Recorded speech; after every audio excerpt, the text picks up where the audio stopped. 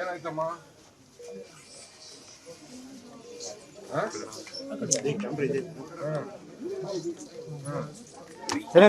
Sister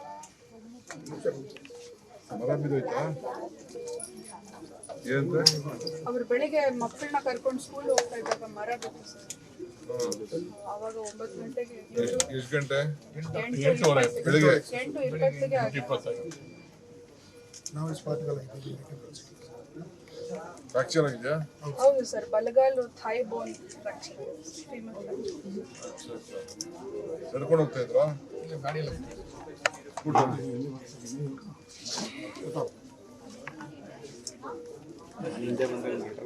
ಒಳ್ಳೆ hospital ನೋಡ್ತಾರೆ ಬಿಡಿ, ಏನ್ ಬೇಕು ಏರ್ಪೋರ್ಟ್.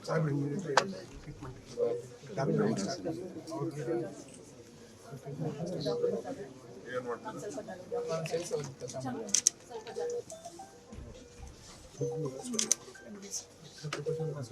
ಬೇರೆ ಕೂಡ ರಾಮಚಂದ್ರ ಹಾಸ್ಪಿಟಲ್ ಇದು ತುಂಬಾ ಹೆಲ್ಪಿಂಗ್ ಸರ್. ಏನು ಫೋನ್ ಮಾಡಿದ್ರು ಹೆಲ್ಪ್ ಮಾಡ್ಸೋದು. ನಾನು ಒಂದು ಅಬ್ಸರ್ವ್ ಮಾಡಿದ್ದೀನಿ, ನಾವು ಎಷ್ಟೇ ಪಾಟ್ ಹೋಲ್ನ ಮುಚ್ಚಬೇಕು ಅಂತೇಳಿ ನೋಡುದು, ನಾನೇ ಕಣ್ಣಲ್ಲಿ ನೋಡಿದೆ, ಎಲ್ಲ ಒಂದೊಂದು ಅರ್ಧ ಅಡಿ ಗುಂಡಿಗಳಿವೆ. ಇದು ಬಹಳ ಡೇಂಜರಸ್ ಕೇಸು. ಮಳೆ ನಿಂತಾಗ ಎಲ್ಲ ಹೇಳಿದೀನಿ, ಸುಮಾರೆಲ್ಲ ಅಪ್ಲೋಡ್ ಮಾಡ್ತಾ ಇದಾರೆ. ಪೊಲೀಸ್ ಅವ್ರಿಗೂ ಹೇಳಿದೀನಿ ನಾನು, ಈಗ ತಾನೇ DCPಗಳಿಗೂ ಮಾತಾಡ್ದೆ ನಾನು. ಎರಡನೇದು, ಈ ನೀರನ್ನ ಏನು ಮಳೆ ಜಾಸ್ತಿ ಬಂದಾಗ ನುಗ್ತಾ ಇದೆ ಎಲ್ಲ ಕಡೆನೂ. ಈಗ ಮುಂದಕ್ಕೆ ನಾವು ಅದನ್ನ ರಿಟೈನಿಂಗ್ ವಾಲ್ ಏನಿದೆ ಅದನ್ನ ಕಂಪ್ಲೀಟ್ ಮಾಡಲೇಬೇಕಾಗಿದೆ, ಆನ್ ಪ್ರಯಾರಿಟಿ. ಎರಡನೇದು, ನಾನು ಗಮನಿಸಿದ್ದೀನಿ, ಈ ರೋಡ್ ಪಕ್ಕ ಫುಟ್ಪಾತ್ ಮೇಲೆ ವಿಪರೀತ ಡೆಬ್ರಿಸು ಮಣ್ಣುಗಳು ಹಾಕಿದ್ದಾರೆ. ಇದಕ್ಕೆ ಏನಾದ್ರು ಒಂದು ವ್ಯವಸ್ಥೆ ಮಾಡಲೇಬೇಕು, ಆನ್ ಪ್ರಯಾರಿಟಿ.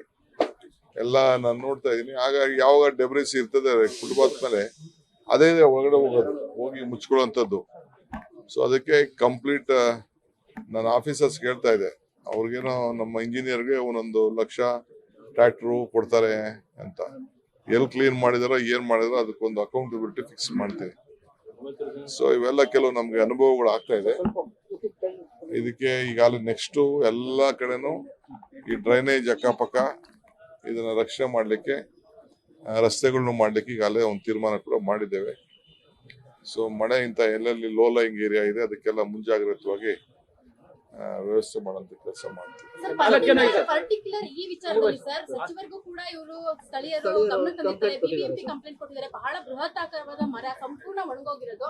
ಆದ್ರೂ ಕೂಡ ಇಲ್ಲ, ಇದು ಒಂದೇ ಅಲ್ಲ, ಈಗ ಫುಲ್ ಈಗ ಬೆಂಗಳೂರು ಸಿಟಿಲಿ ಮುಂದಕ್ಕೆ ಕಂಪ್ಲೀಟ್ ಎಲ್ಲೆಲ್ಲಿ ಮರಗಳನ್ನ ಈ ತರ ವಯಸ್ಸಾಗಿದೆ ಮರಗಳು, ಆಮೇಲೆ ಬ್ರಾಂಚಸ್ ತೆಗಿಯುವಂಥದ್ದು, ಇವೆಲ್ಲ ಕೂಡ ಒಂದು ಲಿಸ್ಟ್ ಮಾಡಿಸ್ಬಿಟ್ಟು ಎಲ್ಲಾ ಕಡೆ ತೆಗಿಸ್ತೀನಿ.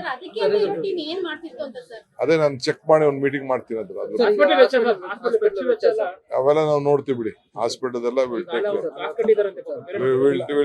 ಅದೆಲ್ಲ BBMP will take care of that.